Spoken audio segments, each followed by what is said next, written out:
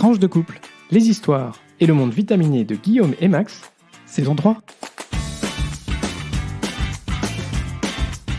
Bonjour, bonsoir, nous sommes Guillaume et Max et nous sommes très heureux de vous retrouver pour ce 5e épisode de la saison 3 de Tranche de couple. Épisode qu'on enregistre aujourd'hui un peu en délocalisé hors de notre studio. complètement délocalisé. Et donc vous aurez droit à quelques bruits d'ambiance. On espère que ça ne vous dérangera pas trop votre écoute. Alors, épisode 5 qu'on a choisi d'intituler Passé imparfait et futur composé. Tout d'abord, un grand merci d'être si nombreux à nous écouter. Comme d'habitude, on vous invite à vous abonner à ce podcast pour être notifié des nouveaux épisodes qui sont diffusés le lundi tous les 15 jours. Et entre-temps, on se retrouve sur notre page Facebook, notre compte Twitter, notre adresse email, toujours tranche le chiffre de couple, et pour l'email @gmail.com, comme le nom du podcast. Allez, pour terminer, comme d'habitude, n'hésitez pas à partager cet épisode sur vos réseaux sociaux, ce qui nous permettra d'accroître la notoriété de ce podcast. Et puis, si vous le pouvez, mettez-nous une note ou un commentaire sur la plateforme où vous nous écoutez. On commence, comme d'habitude, par la rubrique Actu. Et c'est Guillaume, aujourd'hui, qui nous fait la première Actu. Absolument, Max. Aujourd'hui, je veux vous parler de cuisine d'Asie du Sud-Est. Non, je plaisante. On va parler aujourd'hui d'une petite histoire du wok, de la cancel culture et de tous ces termes un peu abscons importés d'outre-Atlantique. Oh là là, mais beaucoup de franglais tout ça. Absolument. Cela ne vous aura pas échappé. Depuis quelques mois, voire quelques années, les expressions d'origine étrangère fleurissent dans le vocabulaire, notamment et surtout de nos hommes et femmes politiques, sans grandes exceptions malheureusement.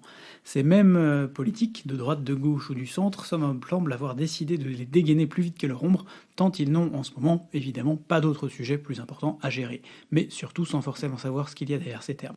L'important après tout, c'est que les gens en face s'imaginent qu'il y a de la matière dedans. Bref, pour commencer et bien remettre les choses dans leur contexte, il faut peut-être rappeler l'origine de ces termes. Ils nous arrivent de la société américaine et concernent en général l'idée de mieux équilibrer la société dans toute sa diversité en prenant en compte les revendications de l'ensemble de ses composantes pour les intégrer au mieux.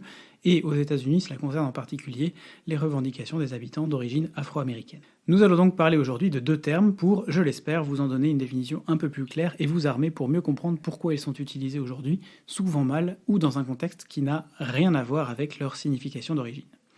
Le premier d'entre eux, dont je veux vous parler d'aujourd'hui, n'a, malgré son nom, rien à voir avec la cuisine d'Asie du Sud-Est, comme je vous le disais. Je veux bien entendu parler du wok, ou du wokisme, comme méchamment appelé par certains ou certaines politiques promptes à vouloir franciser des mots qui, finalement, n'ont rien à faire dans notre vocabulaire.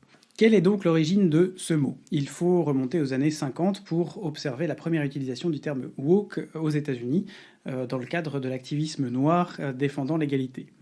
C'est un mot qui se traduit en anglais par être éveillé, être debout, être également attentif à d'importants faits ou problèmes, notamment les questions raciales et d'égalité sociale, selon le dictionnaire Merriam-Webster, qui est l'équivalent du Larousse américain. Il a donc un premier sens plutôt positif. L'idée, c'est, comme je vous l'expliquais, de mieux comprendre la société dans laquelle on gravite et d'atteindre davantage d'égalité dans cette société. Dans les médias, on l'a vu arriver qu'assez tardivement, au milieu des années 2010, dans les médias américains, et puis beaucoup plus tard chez nous, en 2018, dans un premier article du Monde consacré justement à la cause des Afro-Américains et au combat qu'ils mènent pour l'égalité aux États-Unis.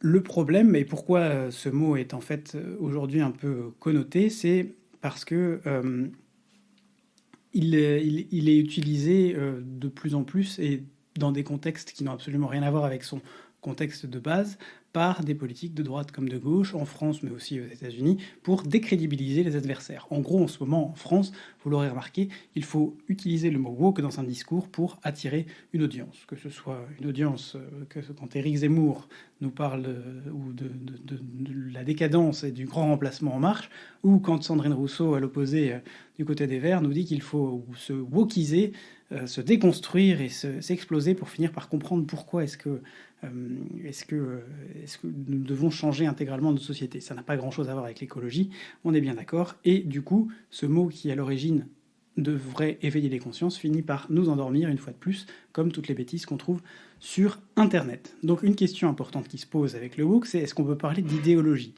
En fait, pas vraiment, puisque le mot n'ayant plus aujourd'hui de définition claire et étant utilisée à tort et à travers, il n'y a plus vraiment d'idéologie. On peut dire que être woke, si être woke, c'est s'intéresser à ce qui se passe dans d'autres sociétés et à l'égalité, à promouvoir dans nos propres sociétés plus d'égalité, notamment vis-à-vis des minorités ou de ceux qui sont au quotidien discriminés. Alors oui, dans ce cas-là, moi pourrais me considérer comme woke, mais je trouve que non, je ne suis pas woke, je suis attentif à ce qui se passe autour de moi et ça ne passe pas forcément par le woke. Bref, l'arrivée de ce terme chez nous est donc plutôt à prendre avec beaucoup de pincettes, notamment aussi parce que la société française comme la société américaine sont extrêmement différentes, l'histoire est différente et la façon d'appréhender les choses doit l'être aussi. Je vous inviterai donc à lire pour un peu plus d'informations un article qu'on vous mettra sur Twitter, écrit par le journaliste Fabien Jannick Cherbonnel sur France Info, qui décrit de façon un peu plus précise que moi d'où vient ce woke et pourquoi est-ce qu'aujourd'hui il n'a pas vraiment de sens. Alors finalement, vu qu'on est un peu long aujourd'hui, je propose en fait contrairement à ce que je vous ai dit au début, de remettre notre petite partie cancel culture à un peu plus tard. On vous en parlera peut-être pendant le prochain épisode ou le suivant. Signalons au passage, puisqu'on a parlé en long, en large et en travers du woke et du wokisme, que vos serviteurs ici présents sont, selon les termes du député le République En Marche François Jolivet, et pour vous dire combien le débat vole haut, issu d'une école qui n'est rien moins que, je cite, la plaque tournante du wokisme emporté. Bel hommage. Et en attendant, je vais passer la parole à Max pour la deuxième partie de notre actu. Aujourd'hui, tu veux nous parler intensivement du sommet des 21 et 22 octobre 2021 de l'Union européenne. Exactement, dans cette approche qu'on a d'essayer de décrypter l'Europe, on s'est dit que vous parlez du sommet de la semaine dernière était assez pertinent. Il y avait au menu 3 sujets importants, l'énergie, l'état de droit et les accords commerciaux. Alors sur l'énergie, vous le savez, c'est un sujet majeur parce qu'on a constaté ces derniers mois une inflation des prix de l'énergie, et notamment pour certains pays dans l'Union européenne qui dépendent totalement des importations, notamment de gaz. C'est un vrai problème.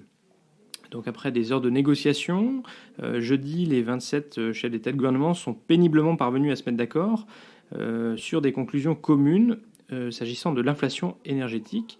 Le texte final demande à la Commission européenne d'examiner le fonctionnement du marché du gaz et de l'électricité pour identifier les potentiels effets pervers et rechercher de possibles manipulations spéculatives sur le marché carbone européen, ce qu'on appelle l'ETS.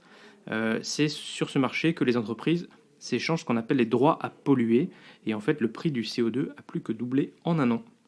Alors ça, c'était en partie en réponse à une demande du Premier ministre espagnol qui souhaiterait revoir le mécanisme d'indexation des prix de gros de l'électricité sur celui du gaz, parce que l'Espagne fait partie des pays qui sont les plus frappés par la flambée des prix de l'électricité. L'examen des spéculations sur le marché du carbone européen fait écho aux demandes de la Pologne et d'autres pays d'Europe centrale, pour lequel c'est ce marché et la perspective de son élargissement à de nouveaux secteurs qui a fait s'envoler le prix de l'électricité. Certains pays, notamment la Hongrie, ont tenté de mettre en cause le plan de réduction des émissions de gaz à effet de serre qui s'appelle Fit for 55 de l'Union européenne, alors que d'autres États membres, les Pays-Bas, l'Allemagne, l'Irlande notamment, l'ont défendu et ont vu dans l'accélération des investissements verts la solution à la dépendance européenne au gaz et accessoirement à des exportateurs comme la Russie. La France, de son côté, a souligné, comme on pouvait s'y attendre, le rôle stabilisateur à long terme de l'énergie nucléaire, qui permet de pallier la variabilité des renouvelables sans dégager de CO2, à l'inverse du gaz. Le deuxième sujet, c'était le sujet de l'état de droit. C'est un sujet qui a été ajouté à la dernière minute au programme de la réunion des chefs d'État et de gouvernement. Quelle surprise! Dis-moi qu'on va parler de la Pologne et de la Hongrie. Voilà, c'est en particulier suite à la décision plus tôt ce mois-ci du tribunal constitutionnel polonais, vous l'avez sans doute entendu, que la constitution polonaise était supérieure au traité européen. Alors en réalité, cette décision, elle remet en cause la primauté du droit européen, qui est un fondement absolument essentiel et nécessaire à la construction et au fonctionnement de l'Union européenne. Alors, il faut se rappeler que Varsovie était déjà en conflit avec Bruxelles, justement sur l'indépendance de la justice, en particulier sur le fonctionnement de cette Cour constitutionnelle et l'indépendance des médias. Alors, que peut faire l'Union, puisque les traités ne prévoient pas de mécanisme d'expulsion d'un État qui ne respecterait pas ses engagements? Le traité prévoit, dans son article 7, un mécanisme visant à restreindre le droit de vote d'un pays, mais cela nécessite l'accord de tous les autres pays. Alors, on voit très bien que ça a très peu de chances d'arriver, compte tenu du soutien mutuel de la Hongrie et de la Pologne. C'est quand même ballot. Alors, l'autre option, c'est de toucher les Polonais au porte-monnaie. La Commission l'a déjà fait, puisqu'elle n'a toujours pas débloqué les 23 milliards d'euros de prêts et de subventions liés au plan de relance européen. La semaine dernière, la Commission a aussi demandé à la Cour de justice des communautés européennes d'infliger une amende journalière à la Pologne pour défiance dans l'application de ses décisions. Et la Commission pourrait aussi geler la distribution des fonds structurels à la Pologne. Il faut se rappeler que la Pologne, c'est le pays qui reçoit le plus de fonds structurels. Sur la période 2021-2027, on parle quand même de près de 75 milliards d'euros, donc c'est pas négligeable. Et on vous l'avait dit dans un précédent podcast, quand on commence à toucher au portefeuille, il y a des choses qui bougent. Exactement. Alors, les chefs d'État et de gouvernement ont réaffirmé leur conviction que l'état de droit et de l'indépendance judiciaire sont absolument fondamentaux, mais quand même ont temporisé sur les ripostes qui sont étudiées par Bruxelles et qui ont été mentionnées par Ursula von der Leyen dans l'audition qu'elle a eue au Parlement européen, où le Premier ministre polonais était lui-même invité à s'exprimer. Oui, il a pris cher. D'ailleurs, il s'est fait interpeller par le président de séance parce qu'il était trop long, et il a dit « laissez-moi parler ». En gros, vous m'emmerdez. Alors le troisième sujet, c'était sur les accords commerciaux, parce que en fait, il y a différentes visions, différentes approches des accords commerciaux entre les pays membres de l'Union européenne. Certains considèrent que, en fait, on est en position de force et donc il faut utiliser les accords commerciaux pour élever les conditions de partenariat économique avec nos partenaires, pour éviter notamment que ces accords commerciaux ne se fassent pas au détriment de notre propre économie, qui est soumise à tout un tas de normes et de contraintes économiques, sociales et environnementales, afin notamment de ne pas nourrir du dumping ou des délocalisations qui seraient contre nous. Alors c'est ce qu'on appelle le level playing field, hein, vous le savez, on en a beaucoup parlé lors du Brexit, et puis d'autres États membres, pour eux, ce qui est important, c'est que l'Europe reste une économie ouverte, parce que eux sont vraiment les champions du libre-échange. Et donc finalement, c'est comment déterminer ce bon équilibre entre utilisation des accords commerciaux pour promouvoir un commerce équitable, et puis l'équilibre à trouver pour qu'on préserve une économie ouverte sur le monde. Alors dans ce débat, le Parlement européen, qui vous le savez, joue un grand rôle parce qu'à la fin, tout comme les parlements nationaux, il doit ratifier les accords qui sont négociés par la Commission au nom des États membres. C'est un acteur de poids et il souhaite notamment qu'il figure des engagements plus concrets pour matérialiser les engagements que l'Union européenne a pris en matière de changement climatique, alors qu'aujourd'hui, on a souvent des références un peu vagues et qui ne sont pas très contraignantes. Affaire à suivre. Dernier sujet, c'était aussi l'opportunité pour les chefs d'État et de gouvernement et l'Union européenne en général de se féliciter que l'Europe ait d'ores et déjà exporté plus d'1 milliard de doses de vaccins anti-Covid, premier exportateur du monde, et de loin, on en a déjà parlé, pas besoin d'y revenir. Allez, on passe, comme cette actu était déjà un peu longue, à la belgitude. Guillaume. Eh oui Max, plus belge la frite, pas si vite. Aujourd'hui, puisqu'on est un peu axé sur des histoires venues d'outre-Atlantique, on vous laisse interroger sur l'origine du terme French fries, frites françaises, qui est utilisé par nos voisins anglais et cousins d'Amérique pour parler des frites. Pourtant, on ne peut pas dire que, mis à part dans le nord du pays, la frite soit vraiment un gros succès en France, alors même que c'est le plat national en Belgique, ou presque. Alors, pourquoi ces French fries ? Ah bah oui, Max, il fait un peu la moue, mais mis à part chez McDo où les frites sont dégueu... Non, mais il y a quand même...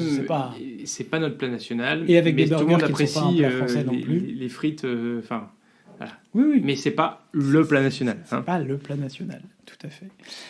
En fait, pour mieux comprendre la frite française, il faut d'une part écouter l'épisode 19 de la saison 1 de ce podcast, où nous avions fait le tour de son histoire en long, en large et en travers. Et puis, il faut aussi revenir au début du 19e siècle, alors que les vendeuses de friture des rues parisiennes découvrent la pomme de terre et ses propriétés. Facile à cuire et à dorer, peu cher et très réconfortant, les frites deviennent le plat emblématique de la rue parisienne pendant plusieurs décennies. Et la frite est née dans les rues de Paris.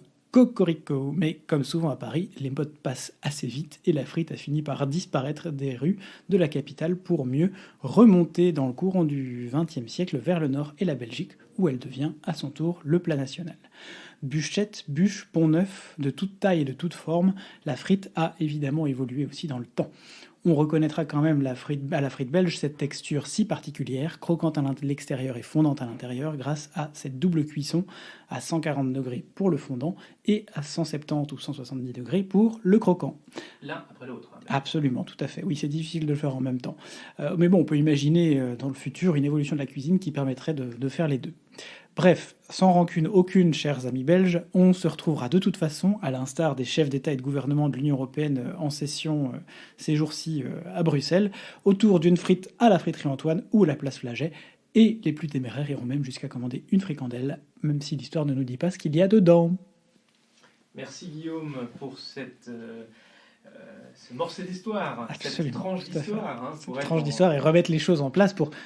Faut pas avoir le seum sur le coup de la French fries, mes chers amis belges, il y a d'autres raisons, notamment sportives. Enfin bref, ceci est un autre sujet. Alors, on enchaîne tout de suite sur la rubrique vie de couple. Et peut-être qu'on peut être dans la métaphore culinaire, simplement pour signaler notre grande joie d'avoir pu commencer les raclettes. Alors Guillaume avait pris une semaine d'avance sur moi, deux semaines d'avance sur moi, puisque alors que moi je me suis allé me balader du côté de Chypre, où j'ai découvert les spécialités culinaires chypriotes et surtout leur quantité gastronomique quantité astronomique. Ouais, c'est plutôt ça en fait. Voilà, vraiment, enfin très très bon. Mais du coup, voilà, moi j'ai fait ma première raclette ce week-end, et toujours avec du fromage importé de Haute-Savoie. Principe de base. Voilà. Et quand on a du bon fromage, il faut surtout pas louper les bonnes occasions. Et donc c'était chouette. On espère que vous aussi, soit vous avez déjà commencé, soit vous allez commencer très bientôt.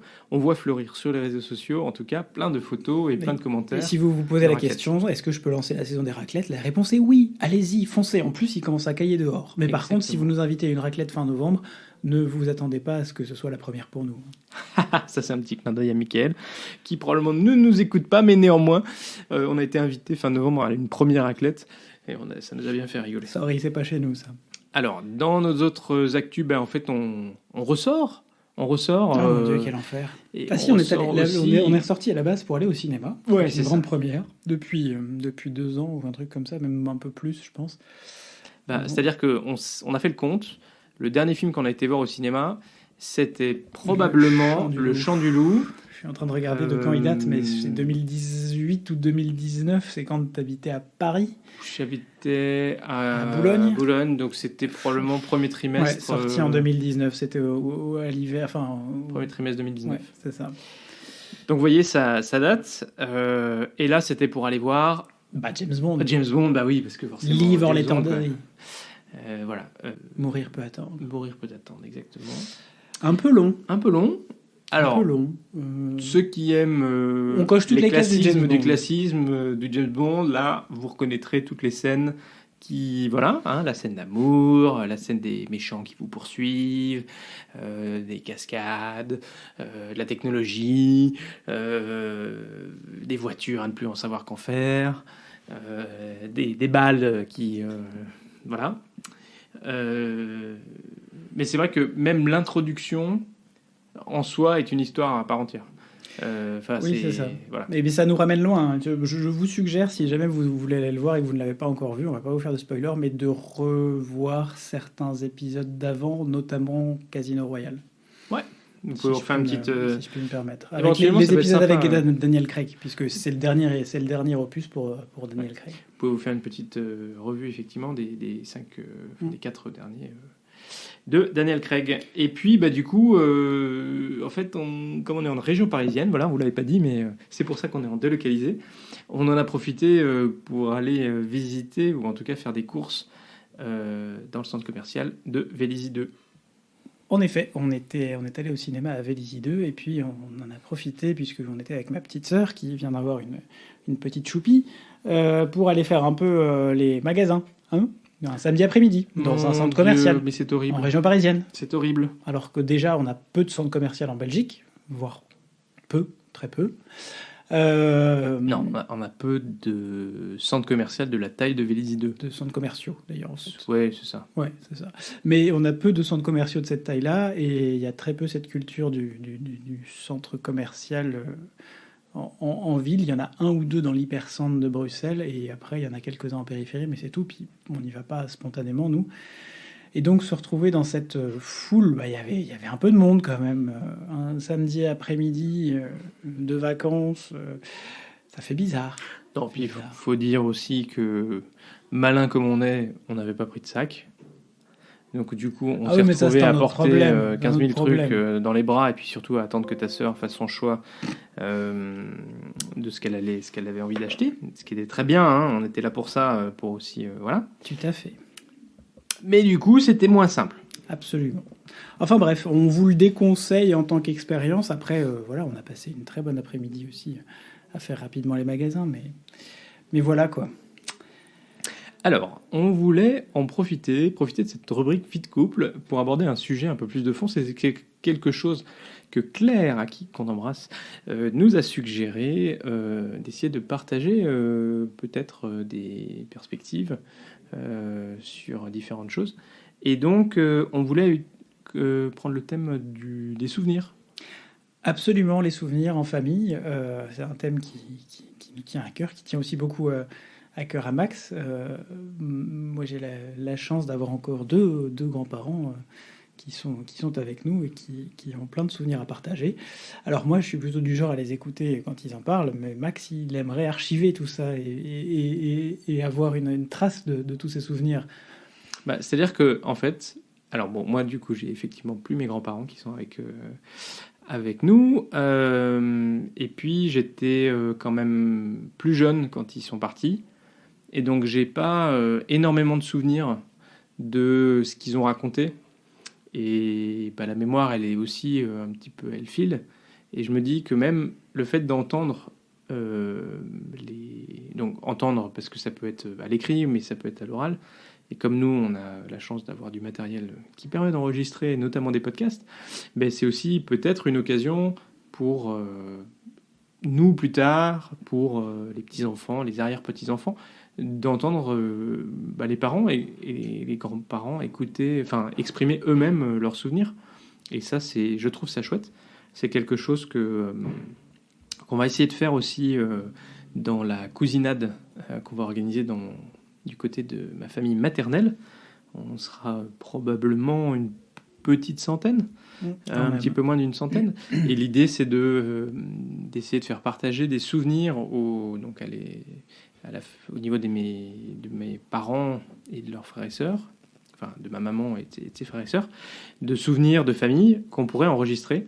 Parce que là encore, je trouve que si on n'enregistre pas les souvenirs, après ça s'étiole et puis on oublie un peu les détails et tout ça. Et il y a des choses, c'est ce qui était très intéressant hier soir quand on a un peu échangé, c'est qu'ils ont vécu des moments très marquants, que ce soit la Seconde Guerre mondiale, que ce soit mai 68, voilà, et c'est des moments particuliers.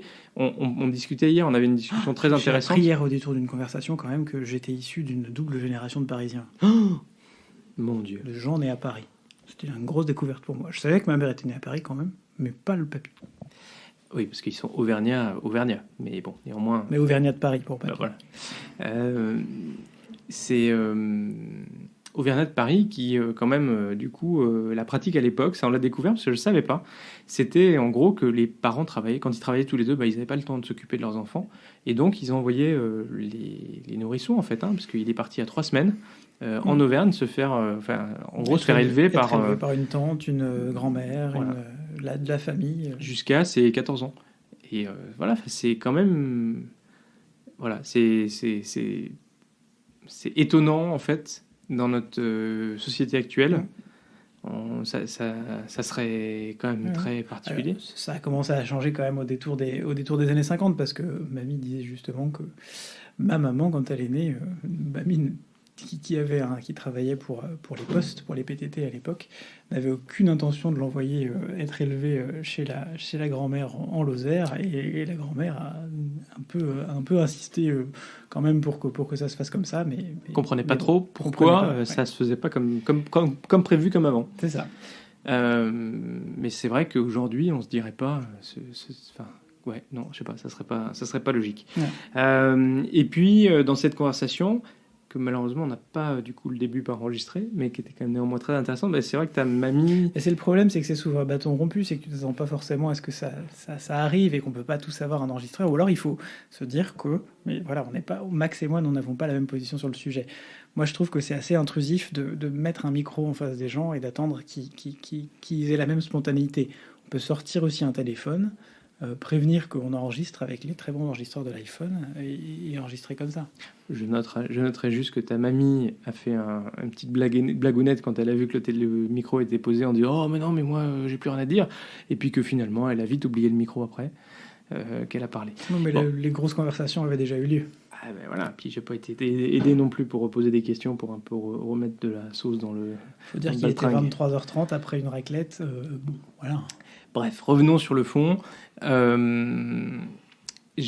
vrai que ta mamie faisait remarquer que la société avait évolué d'une telle manière. En mai 68, la poste ne fonctionnait plus, le téléphone ne fonctionnait plus. Et donc, en fait, ils étaient coupés du monde. C'était très difficile d'aller travailler. Ton papier racontait que c'était l'armée qui faisait les trajets entre Palaiseau et Paris, la porte d'Orléans, et ensuite, ils faisaient tout à pied, parce qu'ils habitaient Palaiseau et lui travaillait à Paris. Et elle se disait, mais aujourd'hui, est-ce qu'on pourrait imaginer être coupé d'Internet et du téléphone?